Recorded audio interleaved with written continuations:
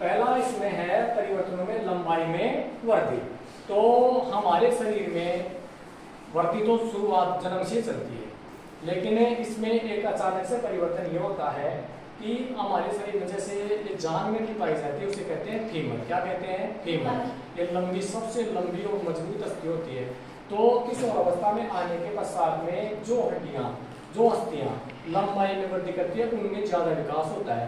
और शरीर की लंबाई, आप किसी बच्चे को अगर 12 साल की आयु में देखते हो और 12 से लेकर के उसको 18 में देखते हो, तो उसको एकदम से आपको परिवर्तन लगेगा कि देखो ये कितना छोटा था और आज कितना अधिक लंबा हो गया। तो कुछ अलग से उसमें परिवर्तन होता है लंबाई में। उसके बाद में दूसरा परिवर्तन होता है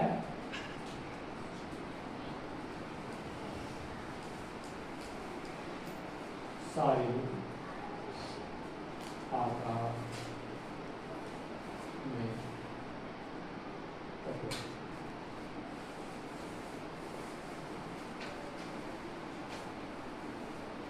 लंबाई में वृद्धि के बाद में दूसरा मुख्य परिवर्तन होता है शारीरिक आकार में। ऐसे तो जन्म से चलता है, लेकिन इसमें क्या होता है कि आप सभी देखते हो लड़कों के इस आयु के बाद में लड़कों के जो चेहरा होता है, उन लड़कों के जो चेहरा है उसके दाढ़ी मुंह से आने लग जाती है। उनकी क्या है, जो कंधे का भाग है वो थोड़ा सा क्या हो जाता है, मजबूत। उनका शरीर है जो सा गठीले टाइप में हो जाता है, मजबूत शरीर हो जाता है उसके बाद में। तो शारीरिक आकार परिवर्तन और उनके दाढ़ी मुंह से आना स्टार्ट या शुरू हो जाते हैं। और उसके बाद में तीसरा जो मुख्य परिवर्तन होता है वो होता है स्वर में परिवर्तन।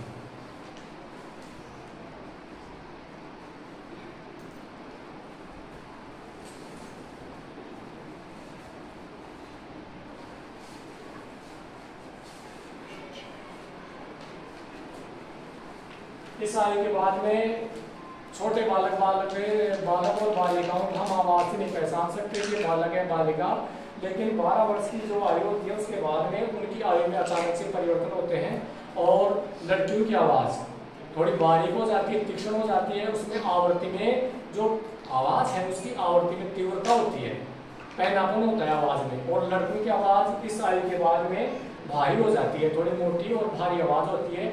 और ऐसा इस कारण होता है, सभी आप अपने गले के हाथ लगाओ और गले के आपको हाथ लगाते हो तो मेरे जैसी उभरी हुई संरचना है ये लड़कियों में नहीं मिलेगी आपको। ये जो उभरी हुई संरचना है ये मिलती है लड़कों में। किसमें मिलती है बेटा? लड़कों में। और ये धीरे धीरे चू आयु 12 वर्ष के बाद में बढ़ती है, तो बढ़ते हुए ये उभरी हुई संरचना है ये बहुत ही ज्यादा बाहर को निकल आती है। इसे एडम्स एप्पल क्या कहते हैं बेटा? एडम्स एप्पल, यानी आकार में वृद्धि हो जाती है, जिससे हमारा जो स्वर यंत्र, जिसे क्या कहते हैं? लैरिंक्स। क्या कहते हैं बेटा? लैरिंक्स। जो स्वर यंत्र है लैरिंक्स, और उसका आकार बढ़ने से लड़कों की आवाज भारी और मोटी हो जाती है और लड़कियों में उसका आकार क्या रहता है? छोटा। अरे लड़कियों में क्या रहता है? जो लैरिंक्स है उसका आकार क्या रहता है? छोटा। तो उनसे उनकी आवाज बिल्कुल बारीक और तीक्ष्ण आवृत्ति वाली उनकी आवाज हो जाती है, जिससे वो क्या है, आवाज ऐसे भारी नहीं लगती है, पैनापन होता है आवाज में, आवृत्ति ज्यादा होती है। ठीक है, तो आकार में उसके बाद स्वर में परिवर्तन होता है। तो ये इस 12 वर्ष की आयु के पश्चात होता है, उनमें होता है। उसके बाद में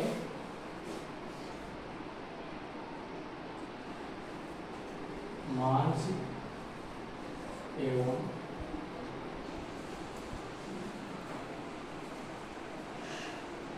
संवेदनात्मक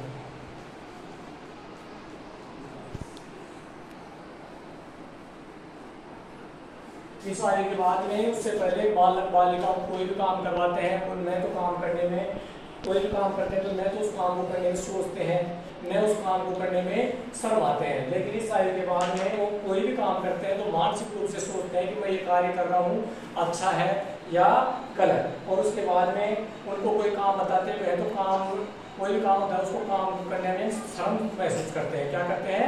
शर्मशील महसूस करने लग जाते हैं। तो शरीर का मानसिक रूप से ज्यादा सोचने लग जाते हैं और संवेदनात्मक रूप से उनका विकास स्टार्ट हो जाता है इस आयु के पश्चात। और 5वां परिवर्तन है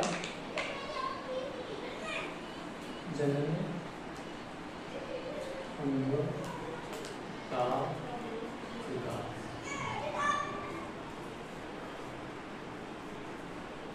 5वां परिवर्तन होता है जनन अंगों का विकास। इस आयु के पश्चात में जो शरीर के अंग जो जनन कार्य में भाग लेते हैं उसका विकास भी 12 वर्ष के बाद में शुरू हो जाता है और ये 18 वर्ष की आयु तक चलता रहता है, जिससे उनमें क्या आती है, जनन परिपक्वता। पुरुषों में आप सभी को बताया, अपने जनन वाले पार्ट में पढ़ा था कि पुरुषों में वृषण ग्रंथि पाई जाती है। क्या पाई जाती है? वृषण ग्रंथि, जिसमें एक हार्मोन स्रावित होता है जिसे कहते हैं टेस्टोस्टेरोन। क्या कहते हैं? वृषण ग्रंथि से जो हार्मोन स्रावित होता है उसे कहते हैं टेस्टोस्टेरोन। और लड़कियों में ग्रंथि होती है अंडाशय ग्रंथि, और उससे जो हार्मोन स्रावित होता है उसे कहते हैं एस्ट्रोजन हार्मोन। कौन सा हार्मोन? एस्ट्रोजन। इन दोनों हार्मोनों यानी इन दोनों ग्रंथियों से जो हार्मोन स्रावित होते हैं उनसे शरीर में जनन अंगों का क्या होता है? विकास। और जनन अंगों का विकास होने से उनमें जनन क्षमता का क्या हो जाता है? विकास। और छठा लिखो, जनन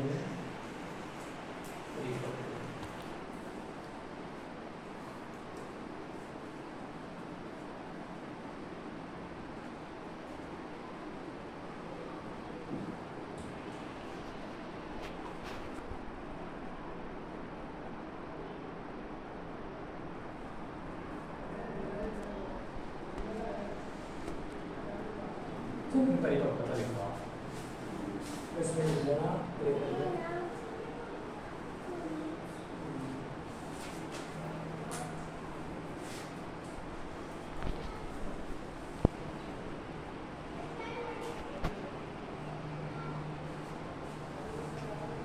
जनन परिपक्वता या जनन क्षमता का विकास। जैसे थोड़ी देर पहले बताया था कि वृषण ग्रंथि से टेस्टोस्टेरोन, अंडाशय ग्रंथि से एस्ट्रोजन, ये हार्मोन्स स्रावित होते हैं जिनसे जनन क्षमता का विकास हो जाता है और किशोरों में जनन परिपक्वता आ जाती है और वो अपनी जैसी नई संतान उत्पन्न करने योग्य हो जाते हैं। और सातवां अंतिम परिवर्तन को स्वेद एवं तेल ग्रंथि।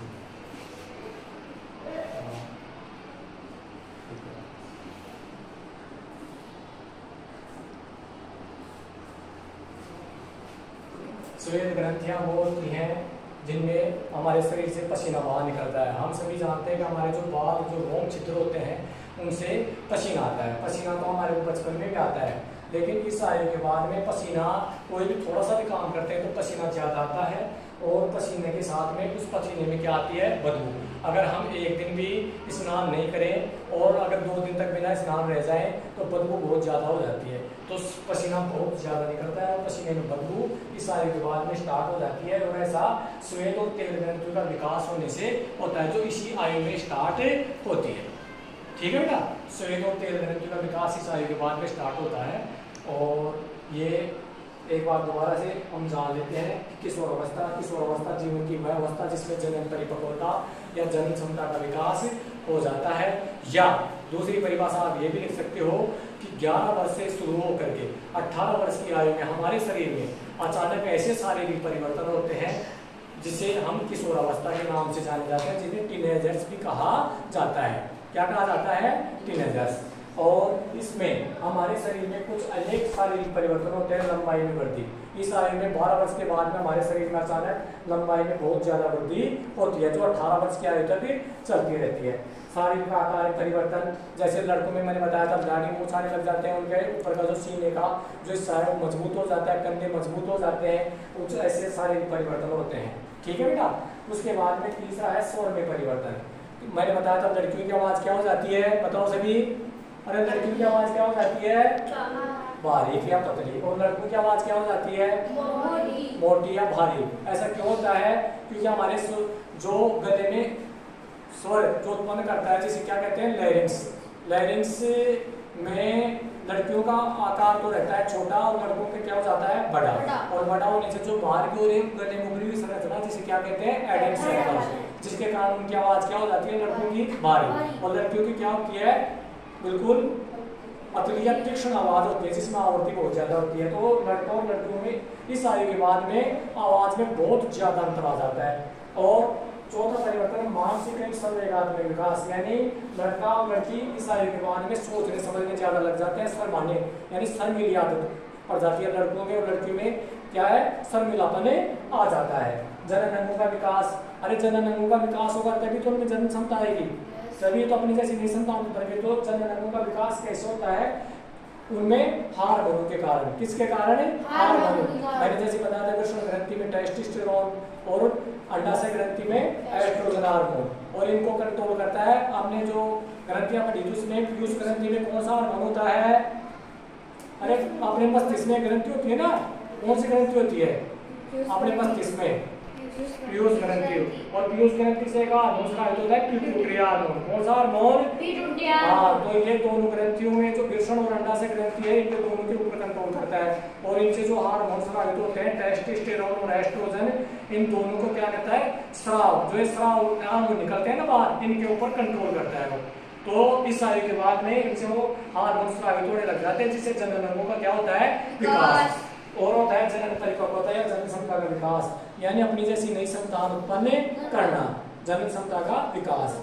अपनी जैसी नई संतान उत्पन्न करेंगे तभी तो उनका अस्तित्व बना रहेगा, नहीं तो उनका अस्तित्व क्या हो जाएगा समाप्त। और अंतिम तो ग्रंथि का विकास, इस आयु में हमारे शरीर में क्या पसीना ज्यादा आता है, और पसीने में क्या आती है बदबू। तो क्या सभी आप किशोर अवस्था से अच्छी तरह से परिचित हो गए क्या, किशोर अवस्था में जो परिवर्तन होते हैं हमारे शरीर में, तो क्या परीक्षा में अगर आ जाए किशोर अवस्था किसे कहते हैं, और इनमें हमारे शरीर में अचानक कौन कौन से परिवर्तन होते हैं, विस्तार से वर्णन करो। तो क्या कर सकते हो? yes. क्या सभी कर सकते हो क्या? yes. तो इस पार्ट में एक बार आप पुनः रिवीजन कर लेना, और ये इनको पॉइंट वाइज आपको लिखा दिया गया है, ठीक है बेटा।